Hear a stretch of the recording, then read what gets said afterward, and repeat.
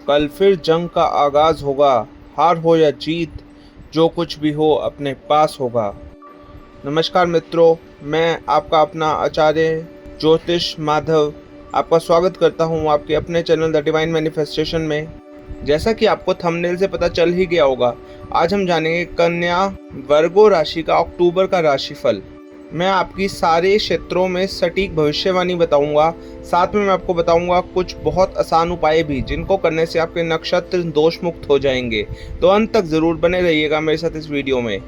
सबसे पहले जानते हैं सबसे इंटरेस्टिंग टॉपिक, प्रेम व वैवाहिक। देखिए, मंगल महाराज ना महीने की शुरुआत में दशम भाव में बैठकर आपके पंचम भाव को अष्टम दृष्टि से देखकर प्रेम भाव को थोड़ा सा कॉम्प्लिकेटेड बना सकते हैं। पंचम भाव के स्वामी वक्री शनि छठे भाव में रहेंगे, जिस वजह से आपके प्यार के मामले में किसी थर्ड पार्टी की एंट्री हो सकती है। आपको बार बार परीक्षा से गुजरना पड़ सकता है, लेकिन आप खुद को साबित भी करेंगे, क्योंकि देवगुरु बृहस्पति की दृष्टि नवम भाव से पंचम भाव पर है। इस वजह से आप अपनी जिम्मेदारियों को बहुत अच्छे से निभाएंगे और आपका रिश्ता बराबर मजबूत होगा। देखिए, अगर आपके प्रियतम के साथ, लवर के साथ कोई भी वाद विवाद होता है तो उसको बढ़ाने से बेटर संभालिएगा। कहीं भी आप दोनों के रिलेशनशिप में, आप दोनों के प्यार में कोई भी दिक्कत आती है, कोई भी थर्ड पार्टी आती है, कोई भी थर्ड पर्सन आता है, तो बैठकर बातचीत कीजिएगा, मामले का हल निकालिएगा, अन्यथा बात बढ़ सकती है। विवाहित जातकों की बात करें तो राहु महाराज पूरे महीने सप्तम भाव में विराजमान रहेंगे और सप्तम भाव के स्वामी बृहस्पति महाराज नवम भाव में रहेंगे, जिससे जीवन साथी के साथ बहुत अच्छा तालमेल रहेगा। आप अपने जीवन साथी के साथ कहीं ना कहीं घूमने या किसी तीर्थ स्थान की यात्रा पर भी जा सकते हैं। सूर्य, बुध और केतु प्रथम भाव में बैठे रहेंगे। महीने की शुरुआत में आपका वैवाहिक जीवन एक रोलर कोस्टर राइड की तरह रहेगा, कभी ऊपर कभी नीचे।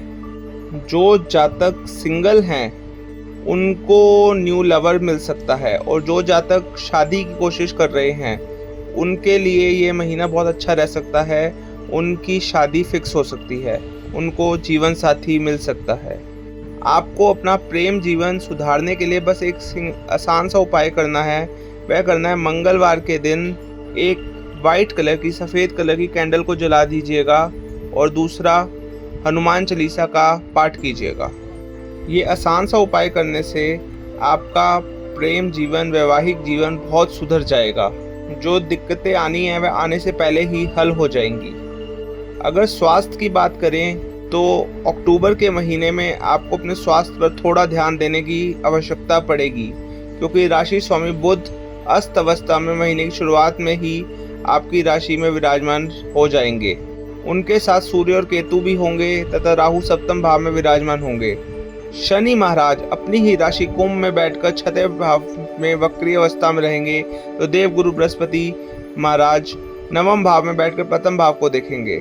इन ग्रहों की स्थितियों की वजह से आपकी रोग प्रतिरोधक क्षमता थोड़ी कमजोर हो सकती है, जिस वजह से आप किन्हीं बीमारियों के चपेट में आ सकते हैं। इसलिए अपनी रोग प्रतिरोधक क्षमता पे खास ध्यान दीजिएगा।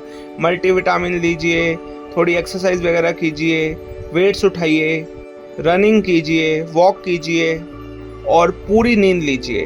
हो सके तो विटामिन डी का सप्लीमेंट भी लीजिए। नींद को पूरा अवश्य कीजिएगा, क्योंकि नींद आपके लिए बहुत ज़रूरी है इस महीने। पानी पीते रहिएगा और हो सके तो घर का अच्छा पौष्टिक स्वादिष्ट आहार लीजिए। अगर आपको मानसिक तनाव होता है तो उसके लिए मेडिटेशन अवश्य कीजिएगा। अगर आप अपनी रोग प्रतिरोधक क्षमता का ध्यान रखेंगे तो धीरे धीरे आपके स्वास्थ्य में सुधार आना शुरू हो जाएगा। कोई भी आपको बीमारी होती है, इन्फेक्शन होता है, वह अपने आप हल हो जाएगी। यदि कोई भी समस्या होती है तो तत्काल प्रभाव से चिकित्सक की देखरेख में उपचार करवाइएगा, ताकि जल्दी से जल्दी स्वस्थ हो जाएं। अपने स्वास्थ्य को बेटर करने के लिए आपको हनुमान जी की चालीसा का पाठ करना होगा ट्यूसडे के दिन, और रविवार संडे के दिन सूर्य देवता को जल अर्पित कीजिएगा, क्योंकि सूर्य देव ग्रहों के सेनापति हैं, और अगर वह खुश हो गए तो सारे ग्रह अपने आप सीध में आ जाएंगे, लाइन में आ जाएंगे। जैसा कि हम सबको पता है, सारे ग्रह सूर्य का चक्कर काटते हैं, परिक्रमा करते हैं, और अगर आपने सूर्य देवता को खुश कर दिया तो अपने आप ग्रह खुश हो जाएंगे।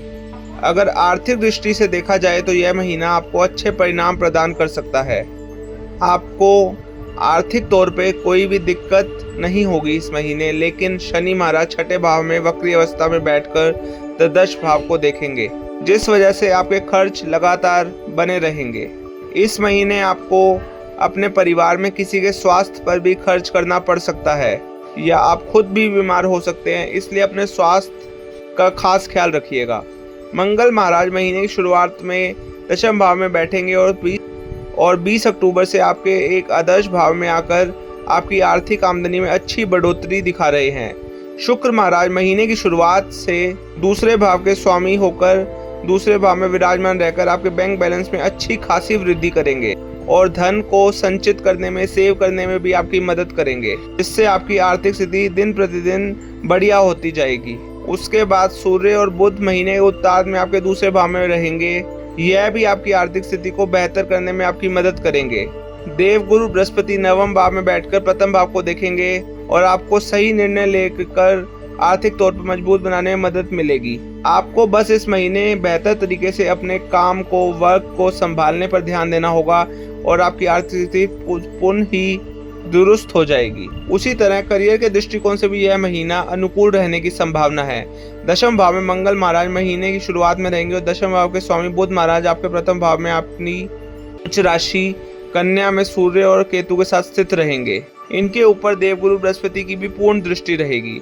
इससे आप अपनी नौकरी में अपनी सूझबूझ का परिचय देंगे। आपकी हाजिर जवाबी, आपकी काम के प्रति कुशलता सबसे आगे रहेगी और कार्य क्षेत्र में आपको अच्छी सफलता के योग बन रहे हैं। छठे भाव के स्वामी शनि महाराज छठे ही भाव में ही विराजमान रहेंगे, लेकिन वक्री अवस्था में होंगे। इससे आपको अपनी नौकरी में कठिन परिश्रम करना पड़ेगा।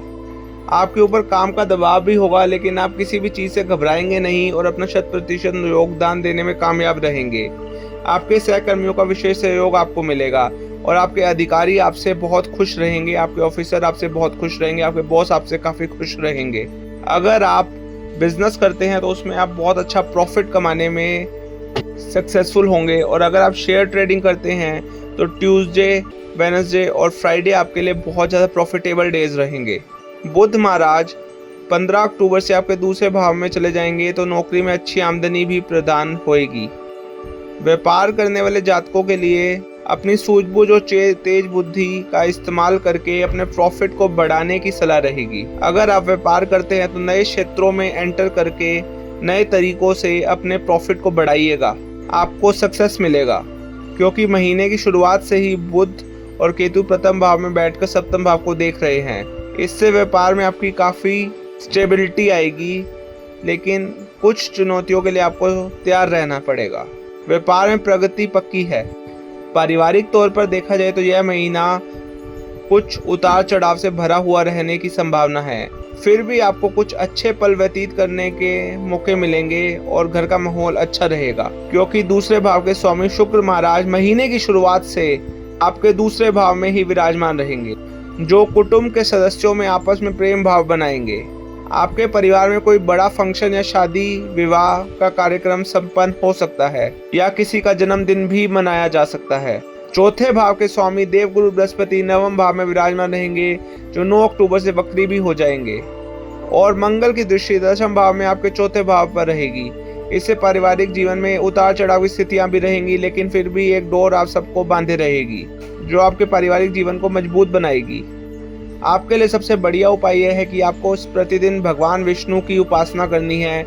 आप भगवान विष्णु या उनके किसी भी अवतार की, यानी कि राम भगवान की, कृष्ण भगवान की उपासना कर सकते हैं। विष्णु भगवान आपके सारे कष्टों को दूर कर देंगे और आपकी लाइफ को ईजी बना देंगे। छोटी कन्याओं के चरण छूकर उनका आशीर्वाद लीजिएगा और उन्हें भेंट स्वरूप कुछ ना कुछ अवश्य दीजिएगा। अगर आपको यह वीडियो पसंद आई तो मेरे चैनल द डिवाइन मैनिफेस्टेशन को सब्सक्राइब कर लीजिए, बेल आइकन प्रेस कर दीजिए, इस वीडियो को लाइक कर दीजिए और कमेंट्स में मुझे बताइए आप और क्या जानना चाहते हैं अपने बारे में, अपनी राशि के बारे में। अन्यथा जय कृष्ण भगवान जी की या फिर जय श्री राम लिख दीजिए। याद रखिएगा, रिश्तों को जोड़े रखने के लिए कभी अंधा, कभी गूंगा तो कभी बहरा होना पड़ता है।